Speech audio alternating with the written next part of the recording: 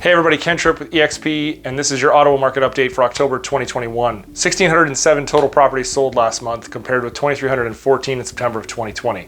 So a decrease of about 31%. September sales included 1,244 homes, which was down about 29% from a year ago. It's 363 condos, which was down about 36% from September 2020.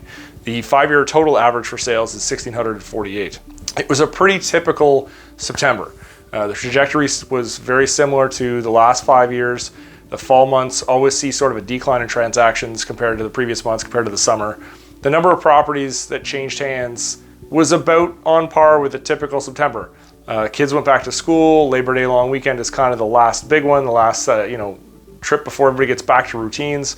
But the end of the month, like usual, the activity picked up, which is common for September. The reason we saw a sharp decrease compared to last year's numbers is last year, with the first lockdown being in the spring, it kind of shifted the market from the spring to the summer and the fall. So if we skip last year and we look at 2019, 2018 September numbers as a comparison, we're actually 4% and 16% higher than those 2 years. So year-to-date totals are still trending higher, which still indicates we're in the midst of another strong market in Ottawa. It's not quite the seller's market that it was, but it is trending towards more of a balanced market, but it's still pretty hot.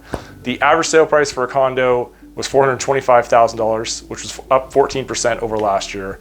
Well, the average sale price for a house was $702,000, which was an increase of about 13% from a year ago. So year-to-date prices are $720,000 for a house, $421,000 for a condo, up about 25% for housing and 17% for condos over last year. The house values are holding steady. There's a slight month-to-month increase, 4 to 5%. And year-to-date average prices are still strong for both housing and for condos. These prices are going to keep escalating. They're not the same escalations we saw at the beginning of the year when everybody was kind of going bonkers, but we're now seeing, supply challenges are still there. Inventory is still very low. That's, we're a few years into that now.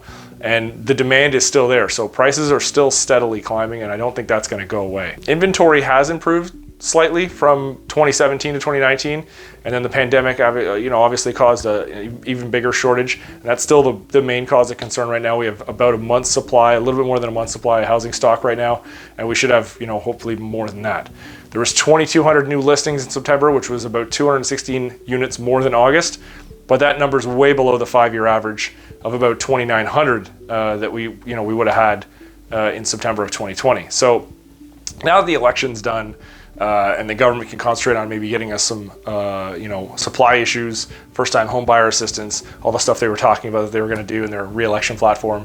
First-time buyers hopefully will see some light and get some help at the end of that tunnel. No matter where I go, someone's always saying, the market's bananas, the market's nuts, it's so great to be a seller, man, you must be so busy, which are all slightly true, but I always have to correct them. It's not really the same seller's market it was from January to, say, April or May. It was bananas for sellers, it was bonkers, but the buyers who were there from January to April, they ran out of steam, they ran out of gas, they got frustrated, they got fed up, they got outbid many, many times. A lot of them, some of them made it, some of them didn't, but they kind of cooled their jets and jumped out of the market.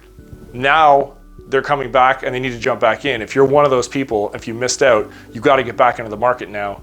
And the reason for that is that now is the time where those people are still kind of sitting on the sidelines. Now you've got an opportunity. There's going to be a little bit less of a bidding war. There's going to be a little bit less competition. There's less people looking, especially as we go into the winter months. This is the time for you. If you got burned, January to April, come back to it now. Rates are still low. There's going to be some more homes available. There's going to be less competition, less bidding for you. It's not going to be as nuts and as insane. It's time to get back in there. And if you're wondering how that looks, send me a DM, send me a message, and we'll get you back into it. It's not the insanely hot market that the news is making it out to be. We're starting to get towards that balanced market slowly, but if you've got a plan and you're a buyer, you can actually make it work. And if you're a seller, just got to set it up right, price it right.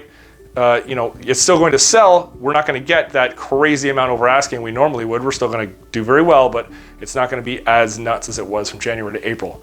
So if that's what you're looking for as a seller, there's still plenty of opportunity for you as well, and you're still going to do really, really well. You just got to set it up a little better. You've got to stage it. You've got to do all the right things. We've got to make everything happen. So obviously, these stats that I mentioned are general.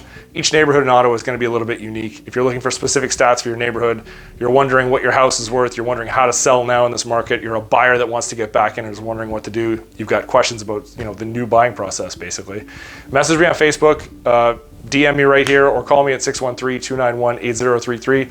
I'd be happy to chat with you. Thanks for watching. Talk to you soon.